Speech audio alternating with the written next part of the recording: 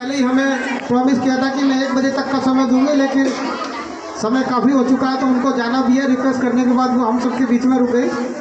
तो अब मैं नया गौतम जी को निवेदन करूँगा कि वो हम सबका मार्गदर्शन करें। और आज के इस पावन पर्व पर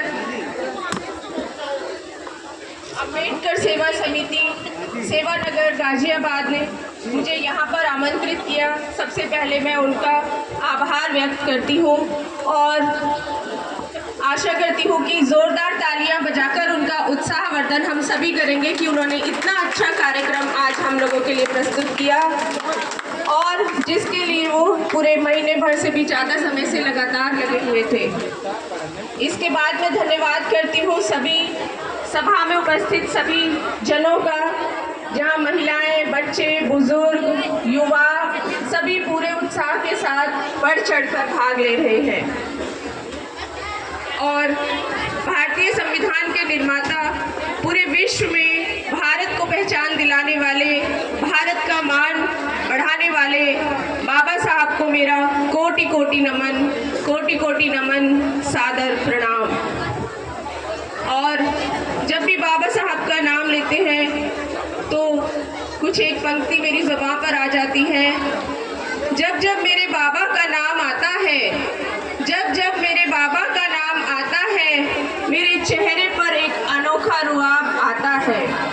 कैसे कोई भुला सकता है मेरे पैगंबर के योगदान को, मेरे लिए जो मुकद्दर लिख गए साहिब, बार बार हर बार लाखों करोड़ों बार उनको मेरा सलाम जाता है।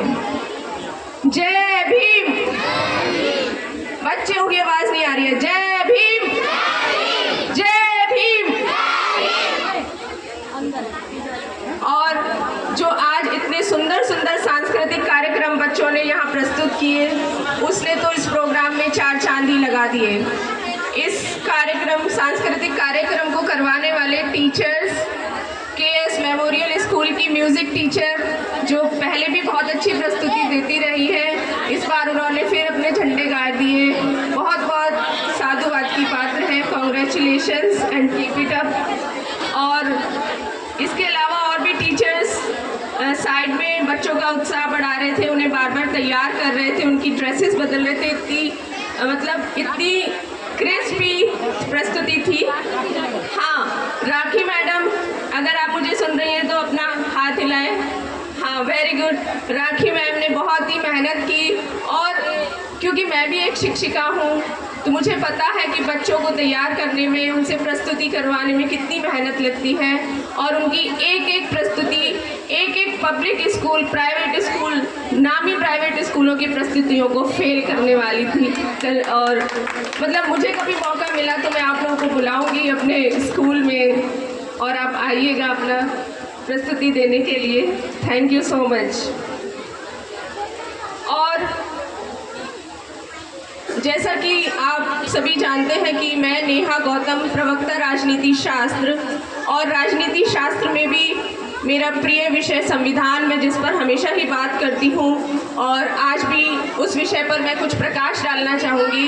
क्योंकि मैं शिक्षिका हूँ तो ज्ञान हर मानस तक, जनमानस तक पहुँचाना मेरा पुनीत कर्तव्य है। और बाबा साहब का भी यही सपना था कि हम शिक्षित हो, संघर्ष करें और आगे बढ़ें।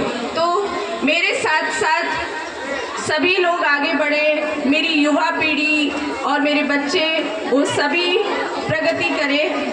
इसके लिए बच्चे सभी ध्यान से सुनेंगे।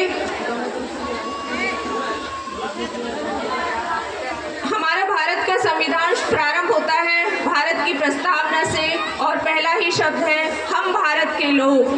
हम भारत के लोग, जब ये शब्द आता है तो यहीं पर सारे असमानता के जो शब्द हैं वो समाप्त हो जाते हैं। हम भारत के लोग अर्थात हम सभी बराबर हैं। और हमारा भारत का संविधान प्रत्येक व्यक्ति से यह अपेक्षा करता है कि वो अपनी गरिमा और प्रतिष्ठा को बनाए रखेगा।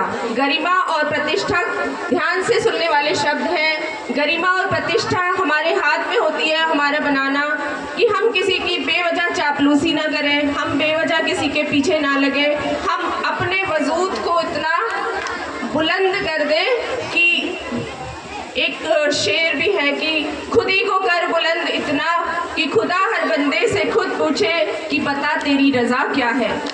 हम किसी के आगे झुके नहीं, दबे नहीं और अपने आत्मविश्वास को बनाए रखें। हम जाने कि हमारे मौलिक अधिकार क्या हैं। समानता से जीने का अधिकार हमें है। स्वतंत्रता हमारा जन्मसिद्ध अधिकार तो है ही, संविधान भी हमें प्रदान करता है। कोई बिना वजह हमारा शोषण नहीं कर सकता। हमें अपनी भाषा, लिपि और संस्कृति को बनाए रखने का अधिकार है। हमें अपनी आस्था को बनाए रखने का अधिकार है और यदि कोई भी हमारे इन अधिकारों का उल्लंघन करता है तो हमें न्यायालय तक जाने का अधिकार है, पुलिस में जाने का अधिकार है।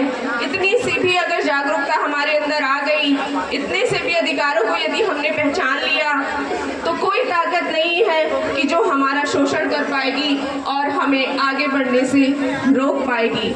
उम्मीद है आप सभी मेरे इस कथन से सहमत हैं। यदि सहमत हैं तो हाथ उठाकर अपनी सहमति प्रदान करें कि यदि हमें अपने अधिकारों की जानकारी होगी तो कोई हमारा शोषण नहीं कर सकेगा। इसके अलावा मैं चाहती हूँ कि सभी व्यक्ति संविधान की बारीकियों को जाने। संविधान में राज्य के नीति निर्देशक तत्व दिए गए हैं जिसमें बताया गया है कि शासन यानी सरकार किस तरह काम करेगी। मतलब ये है कि कोई भी सरकार हो, कोई भी सत्ता हो, कोई भी पावर हो, संवैधानिक दायरे में रहकर ही काम करेगी। संवैधानिक दायरों से निकलकर यदि काम करती है तो न्यायालय उसे असंवैधानिक करार दे सकता है। तो इसलिए डरे नहीं, घबराएं नहीं, जाने कि क्या संवैधानिक है और क्या असंवैधानिक। और ये विवेक हमारा तभी जागृत होगा जब हम निरंतर शिक्षित होते रहेंगे, इस तरह की सभाओं में अपने विचारों का और ज्ञान का आदान प्रदान करते रहेंगे।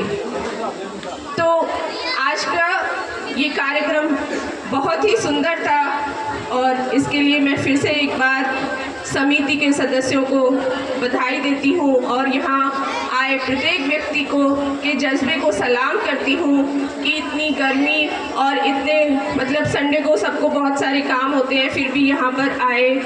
और विशेष धन्यवाद देती हूँ अपने भाई प्रवेश जी का और सुंदरपाल भाई साहब का जो निरंतर मुझे प्रेरणा देते रहते हैं, मेरा उत्साह बढ़ाते रहते हैं कि किस तरह से मुझे अपने ज्ञान का प्रयोग समाज के लिए करना है और किस तरह से मैं योगदान अपना दे सकती हूँ। बहुत बहुत धन्यवाद है।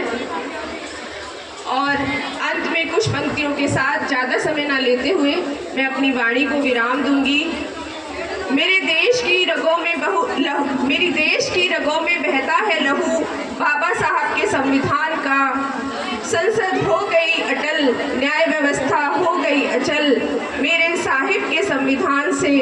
और क्या कहूँ किसी की बात, और क्या कहूँ किसी की बात, मेरे देश की बेटी रानी हो गई। क्योंकि मैं एक महिला हूँ और महिलाओं को उत्साह बढ़ाना, उन्हें जागरूक करना, उनको अधिकारों के प्रति सशक्त बनाना मेरा पुनीत कर्तव्य है। तो रानी से मेरा तात्पर्य है चाहे वो इंदिरा गांधी हो, चाहे मायावती जी हो, चाहे ममता बनर्जी जी हो, चाहे जयललिता हो, हम इस पद पर तभी पहुँचे तब बाबा साहब ने हमें रास्ता दिखाया। आप सभी सहमत होंगे। सभी महिलाओं से मेरी गुजारिश है कि वो उन्नति के पद पर निडर होकर आगे बढ़े। तो अंतिम लाइन थी, मेरे देश की बेटी रानी हो गई साहिब के संविधान से। जय भीम, जय भारत, जय भीम, जय भारत। जय। स्वागत करते हैं।